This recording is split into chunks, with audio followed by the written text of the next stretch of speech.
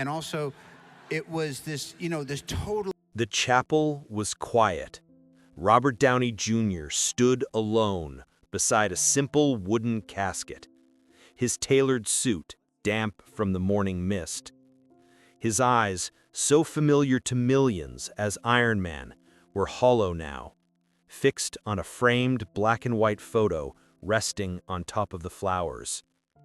It was his father, his first director, his first corrupter, and perhaps his greatest pain. Few knew what this moment truly meant. Before the Marvel fame, before the box office billions, Robert was a boy raised inside the chaos of underground cinema and substance-laced nights. His father, Robert Downey Sr., had once handed him a joint when he was just 6 years old. His mother, Elsie, a gentle actress, drifted in and out of his life like a fading spotlight.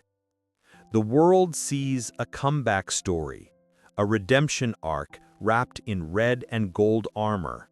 But behind the legend is a son still wrestling with a past shaped by brilliance, neglect, and a complicated love.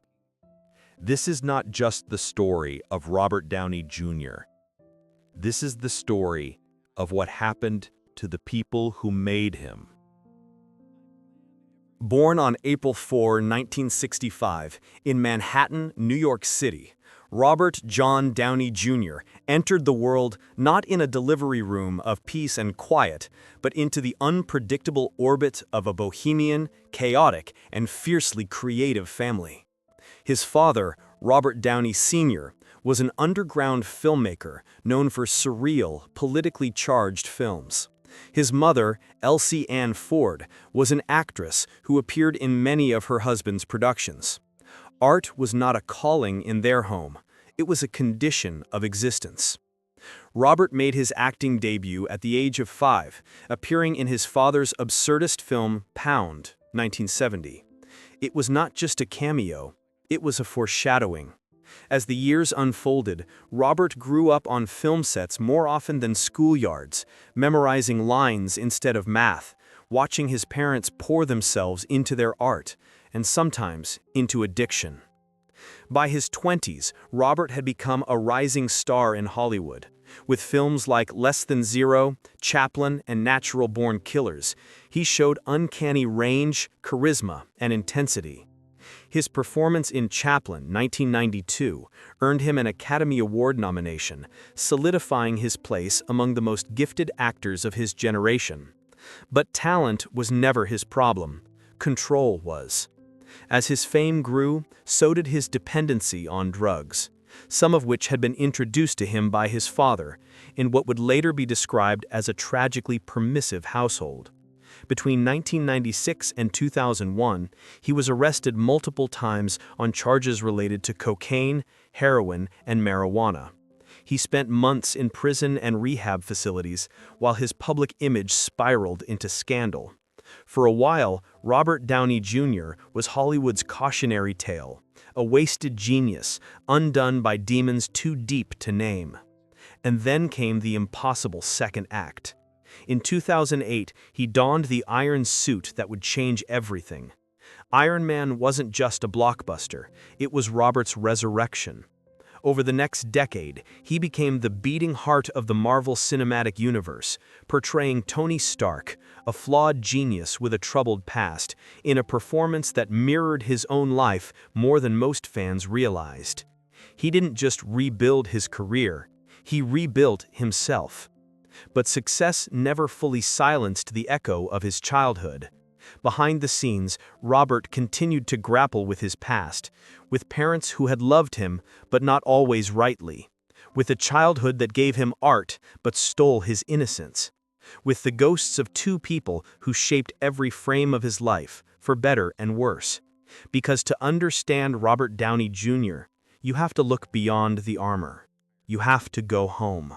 Before the legend of Iron Man, there was the legend of a man behind the camera, Robert Downey Sr., a rebel filmmaker with a cigarette always between his fingers and an idea always burning through his mind. Born in New York City in 1936, he came of age during a time when American cinema was being reshaped by counterculture and protest. But Robert Sr. wasn't just reacting to the world, he was redefining it in his own eccentric, uncompromising way. He made films that confused Hollywood and fascinated critics. Putney Swope, 1969, his most famous work, was a satirical punch in the face to corporate America and racism, filmed in black and white with jarring voiceovers and surrealist cuts. It wasn't polished, it wasn't safe, it was Downey Sr. But while his films were cult masterpieces, his home life was a blur of smoke, jazz, camera reels, and eventually chaos. Robert Jr. didn't grow up in a traditional home. He grew up in an open loft that smelled like paint thinner and dreams, where lines were rehearsed in one corner while joints were rolled in another. Downey Sr. loved his son, but he was not equipped to raise one. He treated little Robert like a peer, not a child. He took him to late-night screenings, exposed him to adult conversations, and worst of all, introduced him to drugs. In a raw emotional interview years later, Robert Jr. revealed that his father once gave him marijuana when he was just 6. At first it was painted as a bonding moment, father and son sharing something creative. But the consequences would unfold across decades. Downey Sr. would later admit regret. He once told Vanity Fair, "It was the stupidest thing I've ever done." He acknowledged that he had enabled his son's addiction without understanding its weight. But at the time, their relationship was more like two artists chasing the same high through cinema, substances, or rebellion. They weren't just father and son. They were co-conspirators in a lifestyle that didn't have boundaries. And yet, love was always there. Deep down, under the haze, Robert Sr. adored his son. He believed in his talent, cast him in his early films, and defended him fiercely even when the world turned its back. But he didn't know how to be a father, not in the way a child needs. His love was tangled in his own unresolved traumas, his own addictions, and his lifelong insistence on doing things his way. There were moments, brief, fleeting moments, when Robert Jr. caught glimpses of the man behind the icon. They would sit on the floor with old jazz records or ride subways just to watch people. Robert Sr. taught his son to observe, to listen, to feel. And those lessons, the quiet ones, stayed. When Robert Jr. was at his lowest, in and out of jail and rehab, his father stayed close, but often silent. He didn't stage interventions. He didn't cry on TV. He waited, watching his son disappear, hoping one day he'd find the light again. And when he did, when Robert Jr. walked onto the red carpet as Iron Man, clean, married, and victorious, Robert Sr. was there, silent again, but this time with pride in his eyes. In the final years of his life, Parkinson's disease robbed Downey Sr. of his agility, his speech, and eventually, his presence. But it didn't erase the complex tapestry he had woven into his son's life. At his core, he was a man who tried, imperfectly, often painfully, to raise a boy in a world too fast, too wild, and too unforgiving. Robert Jr. once said, "My dad always made me feel like I was capable of anything, even if the world thought otherwise." That paradox, that mixture of permission and pain, was the gift and the curse of being the son of Robert Downey Sr. Because sometimes love doesn't come wrapped in safety. Sometimes it comes wrapped in fire. It began with a tremble. At first, Robert Downey Sr. brushed it off, a slight shaking in his hand, an occasional stumble on stairs. He had lived a wild, unstructured life. A few jitters, nothing new.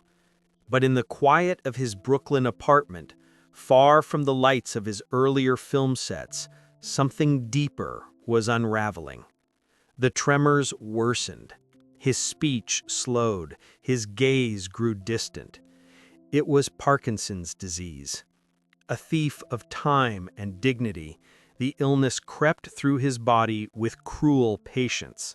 For a man who had once filled screens with movement, music, madness, it was a brutal irony. The director who had guided chaos now found himself slowly losing control of the simplest gestures. Robert Jr. knew what was happening, and this time, unlike the early years of silence and shadows, he did not look away. He stepped in, quietly, lovingly. In interviews, he never dramatized it. There were no long public statements. But behind the scenes, he became his father's caretaker, managing medical care, visiting regularly, making sure the final years were not endured in isolation. Those years were quiet.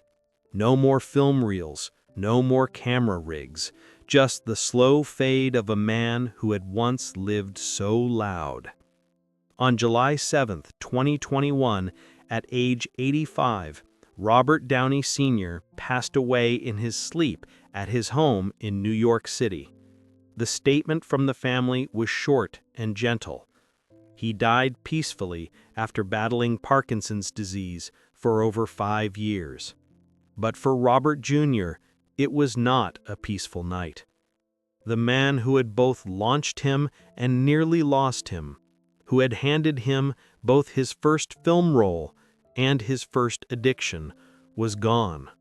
There would be no more apologies, no more chances for clarity, just memories, tangled and raw, like unedited film on a cutting room floor. His death came less than a decade after the loss of Robert Jr.'s mother, Elsie. She had passed in 2014 after her own private battle with age and illness. Unlike her husband, she had never made headlines. Her death was a quiet ripple in Hollywood. But for Robert, it marked the end of something sacred. He had once said that when his mother died, he felt like the last tether to his childhood had been cut. And now, with his father's passing, the entire stage of his upbringing, brilliant, broken, blazing, had gone dark. The world mourned Robert Sr. as a pioneer of experimental film, but his son mourned something else. A man who had tried, failed, tried again, and in doing so, left behind not just a legacy of cinema, but the blueprint of a survival story. That night, Robert Jr. posted a photo of his father, captioned simply, "R.I.P. Bob D. Sr., 1936-2021, a true maverick." No bitterness, no blame, just love. Hard-earned and hard-kept. Because sometimes death doesn't close a chapter. It finally explains it. The sky over New York was overcast on the morning of July 10, 2021. It didn't rain, but the air felt heavy, as if the city itself understood it was about to say goodbye to one of its most unruly sons. Robert Downey Jr. arrived at the private funeral in a dark navy suit, no entourage, no security detail, just a quiet man carrying a lifetime of unresolved love. The service was held in a modest chapel in Manhattan, not far from where Robert Sr. had once filmed Putney Swope. There were no elaborate floral arches or grand eulogies. That would have gone against everything the elder Downey believed in. He had lived on the fringe. He would leave on his own terms. Inside the chapel, the mood was hushed. A handful of people attended, independent filmmakers, old friends from the 1970s downtown art scene, a few extended family members, and Robert Jr.'s wife, Susan. There was no media, no cameras, no Marvel stars, no Hollywood spectacle. Just people who remembered the man not for his son, but for his strange, brilliant mind. At the front of the room was a closed casket. On it sat a framed photo of Robert Downey Sr. in his youth, sunglasses on, head tilted, the grin of a man who always saw the world at a slant. Next to it was a vintage film camera, one he had used on dozens of his experimental shoots. A quiet tribute to a life lived in frames. Robert Jr. sat in the front row, shoulders slightly hunched, hands clasped together. For a long time he didn't speak. Not during the opening remarks, not during the reading of passages. It was only when the room fell completely still that he rose. He didn't pull out notes. He didn't clear his throat. I used to wonder if my father ever really saw me, not just through a camera or in the lines of a script, but truly as his son. Today, I think I finally have my answer. His voice wavered, just slightly. He was a hurricane of a man, a genius, a madman, a terrible parent at times. But he taught me how to create, how to survive, and maybe how to forgive. There was no applause, just silence, the kind of silence that wraps itself around you like a blanket, equal parts comfort and weight. After the service, Robert Jr. approached the casket alone.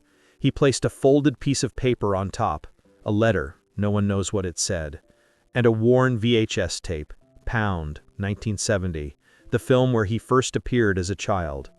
A full-circled moment, from the screen to the silence. Outside the chapel, a small group had gathered, fans, film students, curious strangers. No one screamed, no one asked for autographs. They just stood respectfully as Robert exited. One woman, older, perhaps a longtime admirer of Downey Sr.'s work, whispered, "That man was a genius." Robert turned his head slightly, nodded, and walked into the waiting car. As it pulled away, the clouds above Manhattan finally broke. A thin ray of sunlight sliced through the gray. It touched the roof of the chapel, warm and fleeting. And just like that, the curtain closed on Robert Downey Sr. But his story, the chaos, the brilliance, the love that couldn't always speak its name, was far from over. Because it lived on, in the man who had learned how to stand, even after being raised in the storm. After the funeral, Robert Downey Jr. didn't return to red carpets or magazine covers. For weeks, he stayed quiet. No press releases, no emotional interviews, just a few subtle changes that only those closest to him noticed. He stopped taking certain meetings. He canceled 2 appearances. He spent more time at home with his wife Susan and their children. Because something had shifted. The death of his father, following years of distance, reconciliation, and finally fragility, had closed the last open wound of his youth. He was no longer just the comeback king of Hollywood. He was now the keeper of a legacy, a complicated, flawed, brilliant legacy that had both damaged and defined him. In private conversations, he reportedly referred to those final weeks with his father as a quiet kind of miracle. Not because they were perfect, but because they were real. They had sat together, watched old movies, laughed at memories that once brought pain. There were no dramatic final words, no teary-eyed cinematic closure, just presence. For the first time maybe ever, Robert Jr. and his father had simply existed, without trying to fix what couldn't be fixed. Professionally, something else began to take root. Post-Iron Man, Downey shifted away from large franchise roles and began producing more human-scale stories, intimate dramas, docuseries, even a show about environmental restoration. It was as if letting go of his past had freed him to turn outward, to help reshape the world that had once broken him. And at home, he became the father he never had, strict about boundaries, present at every recital, every sports game. No substances in the house. Open conversations about pain, fear, and resilience. He often said, My greatest role is an Iron Man. It's Dad.